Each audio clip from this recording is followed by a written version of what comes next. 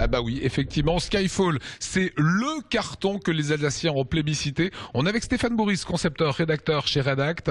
Vous avez levé un lièvre, Stéphane, c'est que James Bond et l'Alsace, eh ben, il y a une vraie promiscuité, il y a un vrai lien.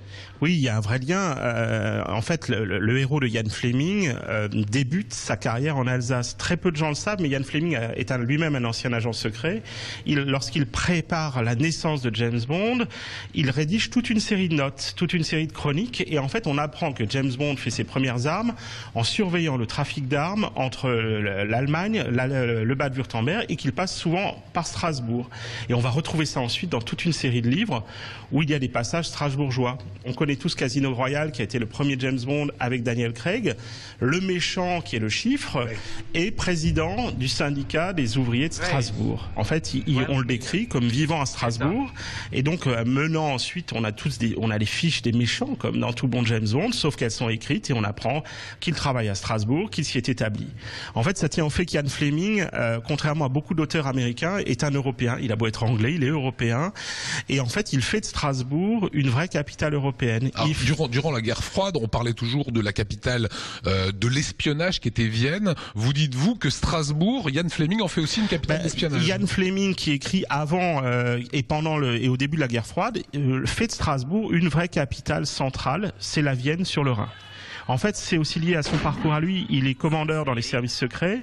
Il va mener différentes opérations contre des chercheurs, contre des espions allemands et contre des scientifiques, dans le cadre d'une unité des services secrets britanniques et américains qui est en charge d'éliminer, de localiser les dangers scientifiques au cœur de la Deuxième Guerre mondiale. Voilà, vous allez plus loin. En 1944, des unités mènent à Strasbourg, tentent à Strasbourg d'enlever des chercheurs sur le nucléaire. Hein. Oui, c'est très important puisqu'en fait, Ian Fleming est en charge de coordonner une opération sur Strasbourg visant à enlever ou éliminer l'un ou l'autre savant qui pourrait être dangereux et donner un avantage dramatique aux forces de l'Axe. Dans quoi Strasbourg et l'Alsace sont encore représentés dans l'œuvre de Ian Fleming?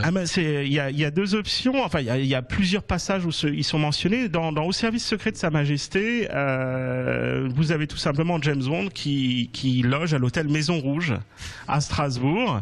Il passe une soirée à déguster du foie gras de Strasbourg et du champagne, et c'est une scène que l'on va retrouver plus tard au cinéma avec Sean Connery qui drague une James Bond girl en lui offrant du foie gras de Strasbourg dans un traditionnel pot alsacien et du champagne. À l'époque, on ne fait pas encore trop de crémant en Alsace. Caviar beluga, œufs de caille, vodka, foie gras de Strasbourg. En fait, Stéphane, vous êtes en train de nous dire que James Bond ne serait pas James Bond sans Strasbourg.